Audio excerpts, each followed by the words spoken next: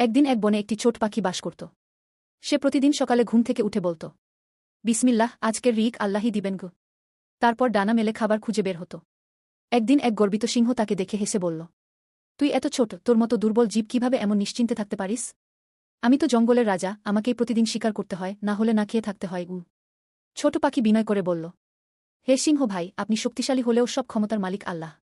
তিনিই আমাদের রিক দেন। আমি আমার সাধ্য অনুযায়ী চেষ্টা করি, আর বাকিটা আল্লাহর উপর ছেড়ে দিই। সিংহ হেসে উড়িয়ে দিল তার কথা। কিন্তু সেই দিন সে অনেক খুঁজেও শিকার পেল না। শেষে ক্লান্ত হয়ে সে এক গাছের নিচে বসে পড়ল। ঠিক তখনই একটি ফল খসে পড়ল তার পাশে, আর পেছনে একটি ছোট খরগোশ এসে সেটি খেতে লাগল। সিংহ সুযোগ বুঝে ঝাঁপিয়ে পড়ল এবং খরগোশকে ধরে ফেল। সিংহ তখন ভাবল, আমি নিজে শিকার করতে পারিনি, কিন্তু আল্লাহ আমাকে আমার রিক পৌঁছে দিয়েছেন। তারপর সে ছোট পাখির কথা স্মরণ করল এবং অনুতপ্ত হয়ে বলল, আজ আমি বুঝেছি, আল্লাহই সকল কিছুর নিয়ন্ত্রক। আমাদের উচিত তার উপর ভরসা রাখা।